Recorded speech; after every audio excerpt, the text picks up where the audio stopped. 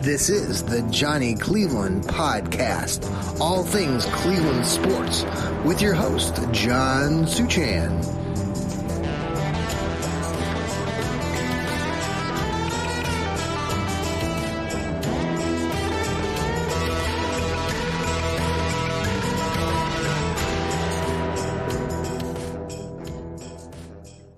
Hey, and good morning, everybody. As I clear my throat, welcome to another episode of the Johhny Cleveland Podcast. Let me find my music. It is a Wednesday, July 24th. Let's see. Which one would you like to hear? Let's try this one. We'll try it a little. Can't stop on that lucky number 13, though. All right, folks. Well, it is a Wednesday, July 24th. Yes, we do the Coffee Jolt with Johhny Cleveland, but since I haven't done a Johhny Cleveland podcast, we're going to do a Johhny Cleveland podcast right now. I had planned to do this last night. Let me take a sip of my coffee. Delicious coffee there. Yeah, we get our coffee. It's what's the place called? Hemisphere Coffee Roasters. If you haven't heard of them, I've mentioned them before on our podcast. They're in Mechanicsburg, Ohio. Just a great coffee roaster. They get their coffees from various places around the world, especially South America. I started drinking their coffee from Hemisphere. Used to listen to what was it called? With Bruce Hooley and then Chris Spielman. They had their show, We Tackle Life podcast. Maybe you've listened to that. That was during when the pandemic started back in 2020, and they had a really great podcast platform there. I know Bruce Hooley works for 98.9 now and has his own podcast. We've had Bruce on here before. I really have enjoyed him. We'll have to invite him on here as the season gets started for the Cleveland Browns. But if you want to drink some really good coffee, check out Hemisphere Coffee Roasters. That's some free advertisement there for Hemisphere. If you're listening, Hemisphere, we'd love a free box of your coffee. You can get it in all sorts of variety of types. We get ours just, the bags that have already been, the beans have already been grinded and ground. And so we just enjoy that coffee so much. Okay, well, it's training camp week, folks. And very good news yesterday with the Cleveland Browns and Amari Cooper. My concern, as many of yours was, we were waiting to hear about what was going to happen with Amari. Now, the deal is only for this year. I know some of us have talked about him wanting maybe more than just this year, maybe 2 years. That didn't happen yesterday.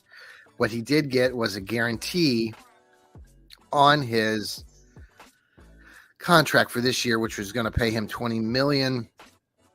All of that will be guaranteed. I think they're going to give him $10 million of that 20 up front, now. And beyond the $20 million that's guaranteed this year, and I guess from what I've read, he's now been guaranteed $80 million of the $100 million overall in his contract that dates back to when he was playing with the Dallas Cowboys. He will get an additional $5 million based on incentives. Now that I'm assuming that has to do with his performance and how he's doing on the field, different categories, maybe yards caught, touchdown pass. So we'll see, but there's $5 extra million there, and Amari agreed to that, and he's at training camp. The team is in Berea. They are going to travel down to Greenbrier. I think they take a bunch of buses. So yeah, looking forward to that. The band is back. There was an article written recently. This writer for Sports Illustrated, not my favorite writer, and I don't know how much he's really in tune with Brown stuff, but name is Michael Schmidt or something like that. I know Dog Pound Daily, Randy Gurzy wrote about what Michael wrote on Sports Illustrated, which was the 4 things that could happen to the Browns, potentially that could sidetrack all this momentum and a great season that we're all looking forward to. That included Amari Cooper not doing a deal, which that's not a thing now. The other things that he brought up, I think, included, Nick Chubb not playing this year, which is impossible. He's really the Schmidt kid was saying how, he won't be the same player that he was before he got the injury. And while I may agree with that at some degree, and the question of his age, and I've talked about his age before, I certainly don't think, though, that it's going to be as big of a factor as some people are wanting to just presume because of the injury and because of his age. He will be 29 years old coming up here momentarily. I did write an article that will be coming out on Northeast Ohio Sports Insiders and Fans First Sports, where we looked at Nick Chubb and his climb up that ladder board of all-time greats in Browns history as far as running backs. And many of us have talked about this already on the podcasting platform here on the Fanatical Elves Network, part of Fans First Sports Network. Thank you for tuning in. Follow us on Apple, on Spotify. But Nick Chubb is climbing the ladder. He's currently sitting at number 4. He would have surpassed Mike Pruitt at number 3 last year, but he suffered that horrific injury in week 2 against the Steelers. He's 29 or 30 yards from breaking Mike Pruitt's numbers. And then he's 763 yards from surpassing Leroy Kelly, who stands at number 2. After that, then you got to climb to get to Jim Brown, who's another 4,500, 4,800 yards above those marks. So it will take many more seasons for Nick Chubb to stay in a Cleveland Browns uniform for him to be able to reach Jim Brown. But I don't think it's impossible. And I think those of us who have followed the Browns and followed Nick Chubb's career, I think that there could be a way for the Browns to hold on to Nick Chubb. I know the age thing is going to be a big deal and all these things and contracts and such, but we're talking about a very unique situation, in my opinion. And I think as this season rolls, you're going to see that Nick Chubb is back. He's going to be awesome. Maybe he's a step or two slower or zigzagging this way or that, maybe not as much, but the kid is strong. He is Batman, and he is ready to go out there and do things that, quite frankly, Browns fans, we aren't used to seeing. And we all respect the man, but we're going to even respect him more.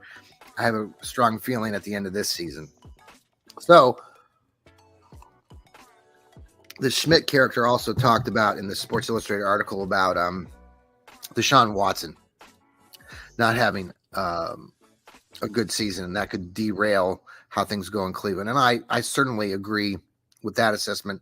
I've talked about that far more being a real issue. And I think Browns fans who are giddy about this season and think that they're going to roll through the year need to pause, because Deshaun Watson, yes, while he might look good in practices and he might look spectacular at Greenbrier, we have a 17-game season ahead of us, and he has not proven to anybody, at least to me, that he can stay healthy. And while he might be great, he hasn't stayed healthy, and that will be a big issue. And I do agree with that assessment. All right, so let's take a quick break here on the Johhny Cleveland podcast, part of Fans First Sports Network. We are the Fanatical Elves. We'll be right back.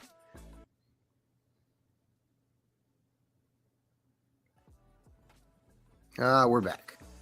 Thanks for joining us. I'm John, and this is the Johhny Cleveland podcast. Apple, Spotify, download us. Please get out your phones. You can see right here. Get the phone out. You'll never miss a show. Lou Marconi is doing his Burning River Browns talk. I know I get those shows. They pop up. Oh, look, Lou's got a new show. Turn it on. By the way, Lou and I are starting a new show this Monday, July 29th, 9 o'clock Eastern. Be there or be square. It's going to be fantastic. Stirring the pot with Lou Marconi and Johhny Cleveland. We got a caricature and everything up there on social media. Maybe you've checked it out already, but we are excited to doing this dual show. We're going to talk Browns and all the things that surround this team and training camp and all the hot topics. And we're going to try to stir the pot a little bit. Both like to be a little bit controversial, and it'll be a lot of fun. So I'm looking forward to it. And I know Lou is, and It'll be a great time. So Monday night, July 29th, we'll be coming on Mondays throughout the season at 9 o'clock so we can talk about the victory Mondays or the heartache Mondays, depending on how the Brownies do on those Sundays, and have lots to talk about, including Kevin Stefanski and his play calling. Or is he going to call the plays? Maybe not. Maybe it's going to be Ken Dorsey, and that's okay. All right. Just a couple things here. This is the Johhny Cleveland podcast. The Indians did finally win a game yesterday against the Detroit Tigers. The Indians have been struggling mightily for about a month now. And they got by the Tigers yesterday. They have they're 20 games over 500. They're in first place. Both the Minnesota Twins and the Kansas City Chiefs lost yesterday. So that gave Cleveland a bump. There are 5 games, like I said, in front of both of those teams. They got to find it, and they got to get it back. It's, they're getting these solo home runs last night. They won the game 5-4, but they've got to do better with men in scoring position. They got to get guys on base, and they just got to have better pitching. It's a young team, new coach, but they're ahead in the division. They've just got to kind of maintain some sanity here and get through these dog days of the summer. I think if they can stretch this and get through, let's say, August and maintain kind of that 2, 3, 4 game lead, I think September is going to be a hell of a fun time. I think, Cleveland will get some momentum. They finished the Guards finished their season. I was looking at their schedule a while back. I think they had this tremendous homestand at the end of the year. Let's take a look at that. Well, we can talk about that another topic another time. But they do have a lot of home games down the stretch, and I think that's going to really bode well for this team. Going back to the Brownies, speaking of fans, caught my attention. I get these emails from various groups that are, let's see if I can find it here. Yeah, we get these emails, and I just lost it. I had it and I lost it. Now, where did it go? So there's a group that they work for a betting site. Okay, there's one of these betting sites, but they do all these statistics and stats and rundowns in the various teams across, let's say, the NFL, Major League Baseball. And they came out with an article recently, and I just had it, and now it went away. It always happens, right? So they were comparing the different football, the NFL fan bases, and they actually gave Cleveland a very high ranking. And I wanted to read this. They're considered the most supportive. Which fan bases are considered the most supportive in the league? And they did supposedly a 10-year. They looked over a span of 10 years. Now, considering that, what is it, Chris Conley or not Conley? Yeah, maybe the guy that they were doing that art. They were on that Unsportsmanlike podcast, and the former Baltimore Ratbird was complaining about how Browns fans were the reason why the team left in '95, which is a bunch of bull. Anyway, this speaks contrary to that. They ranked these teams based on various things. Percentage of the stadium being full to capacity. They looked at it back in 2013, 2014, and then they compared that to the stadiums being full in 2023 and 2020, the 2023 season. They looked at the change in percentage of the stadium full in the last 10 years. They looked at positive conversations online. So they did some studying online. They looked at negative conversations online, and then they looked at online mentions by capacity. Now, I don't know what that capacity means, but when they do all these rankings, they actually gave Cleveland number 2. They ranked them number 2 overall as the best fans, according to these stats, in the NFL over the last 10 years. Dallas Cowboys were ranked number 1. Boo. They are not America's team. The Browns are. But they looked at these online conversations, and they have these numbers here, but I'm not sure if those are percentages. I think they are percentages. But the positive online conversations for the Brownies was like 16%. The negative online conversations were 24%. All the negative conversations that were negative across the NFL with all the teams was much higher. The Browns had a lower rate at 24%, while there's other teams that were up in the 30s. So good news for Browns fans. You already knew this. You are the best in the bunch. But according to this stat and this group over, and I'll give them some props here if you want to check them out. They have a website, olbg.com. olbg.com. They're an online betting tool that if you want to do some online betting, go check their articles out and the different products that they have over there. There you go. Some free publicity for that group. So we talked about Nick Chubb. We talked about the guards. Talked about our fans. One other thing that came up yesterday or the day before that got a lot of publicity or online was the USA Today.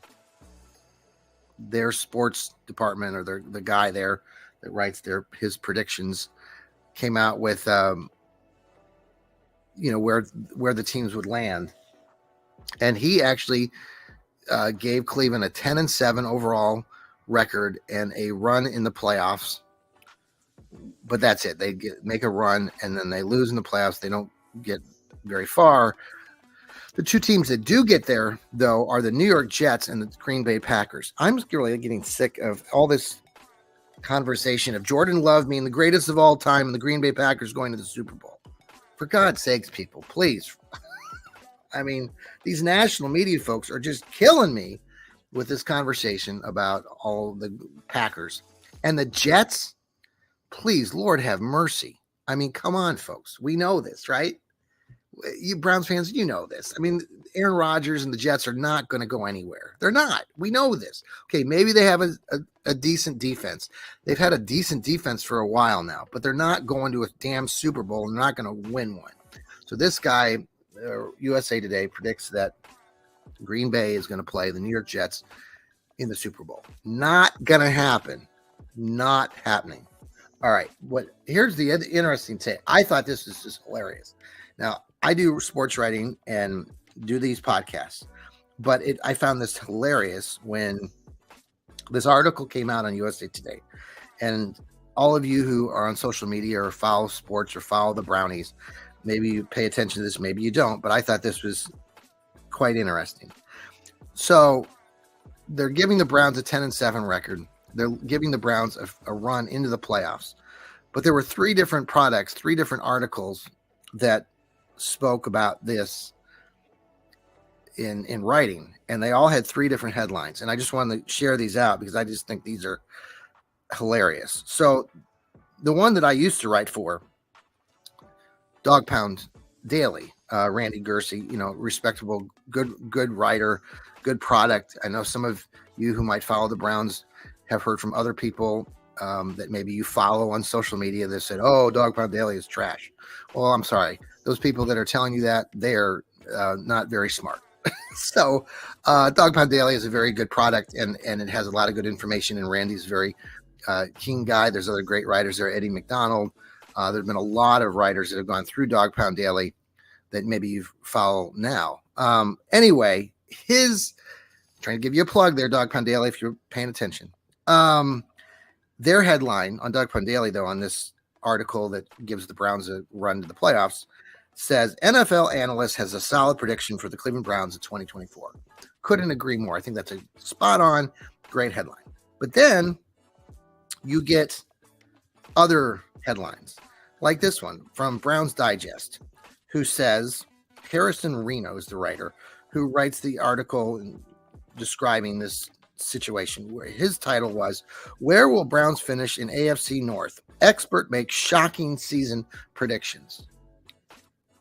Okay, you're stretching it there. Now this is hilarious, and this is from the Akron Beacon Journal by a guy named George Thomas. And I don't know what George was doing right now. I don't know if he was just not in a good train of thought. I have no idea. But if you read the Akron Beacon Journal, this was picked up by the Alliance Review. Some of you who listen to or live up there in Northeast Ohio. This article, Akron Beacon Journal, George Thomas, his article title in describing the USA Today article, which has the Browns going to the playoffs with a 10-7 record. His title is "Tough Schedule Doesn't Bode Well for Cleveland Browns and AFC North, USA Today Predicts." What on earth are you doing, dude? Tough schedule doesn't bode well for the Cleveland Browns. The USA Today article put the Browns in the playoffs with a 10-7 record. Excuse me, where does the "doesn't bode well" come into? George, who wrote this, you really need to rethink your titles, because that is completely false. I guess everything in this day and age is, we can just create whatever we want and you're supposed to believe it. But we're not going to go down that rabbit hole. Let's stay on topic in sports. But I just thought it was interesting to see 3 different articles written about the USA Today article and how the 3 different writers wrote about it. Obviously, Dog Pound Daily did a very spot on, saying it was a solid prediction. And I think a lot of us, if the Browns finish at 10-7 and get a run into the playoffs, will be very happy. Now, in this prediction, I do think that he had them in the USA Today article playing the New York Jets and losing in the first round to the New York Jets in the playoffs, and gave Cleveland, I think, the number 7 spot or the number 6 spot. So now the other part of the other side, the NFC, again, he had them, the Green Bay Packers. And this morning, again, ESPN, what is going on with Green Bay and Jordan Love? Like, dude, Jordan Love had a good year last year for the Green Bay Packers, and after he sat down and he's learning his way. But for God's sakes, Jordan Love is not like the next Tom Brady. Just stop it. Just, I'm even giving Tom Brady some respect. I loathe Tom Brady. I think I have a lot of negative to say, but Tom Brady ended up being a really good quarterback in the NFL. Jordan Love is not there. Green Bay had a nice run. They could do it again. I'm not saying they couldn't get all the way, but I think it's a little premature to put them in the Super Bowl and winning it right now. And Jordan Love is not the almighty right now. So, all right. That's my take. Browns training camp starts tomorrow down in Greenbrier. I think they get on these buses and they head that way. So we'll have a lot more to talk about with our Brownies. Just excitement all around. Looking forward to seeing the players do their thing and get prepared. There will be lots of conversations, I'm sure, with Amari Cooper coming up. The fact that he did not sign anything that was extensive, or the Browns maybe didn't offer him anything extensive, and that the Browns are going to look to see how he does. And that right now, Amari Cooper will be a free agent at the end of this season. So could be very interesting, considering the money that would be expected to pay Amari Cooper if that's the case. Do the Browns then even consider bringing him back? Let's say he goes for 12 touchdowns and 1,400 yards receiving. Are you just going to let that walk, even though you got to pay the man, $30 or $35 million next year? Browns, I think you really need to really consider, especially if he has that kind of season. And I would not doubt a player like Amari Cooper. I think that he has been underestimated. I think he's very similar to somebody like Nick Chubb. And if the Browns want to contend every year and go to the Super Bowl, I think they need to figure out how to make that work. And, maybe you build in incentives and do the things, but I think, again, some of you out there like to give Andrew Berry and Kevin Stefanski more credit than they always deserve. Sometimes it works out. Sometimes it doesn't with these two when they make these decisions, or especially Andrew Berry. Some of these decisions Andrew Berry has made have not worked out. Hopefully this one does. Hopefully Amari Cooper has a hell of a year, and we get to continue talking about what's going to happen beyond that. But for right now, we are happy that Amari Cooper is back. I did let everybody know there's an article coming out. Today on Fans First, talked about, again, what were the big questions for the Brownies coming into this season. One of those questions was about Amari Cooper. That question has been answered. I do have another article that kind of goes back and reviews what Nick Chubb has done already this year over his career, and what could potentially happen this year and as he climbs that ladder of success. So we look forward to that. Thank you again for tuning in to the Johhny Cleveland podcast. And remember, everybody, it's a Wednesday, and to always keep smiling. Take care, everybody. Go Browns.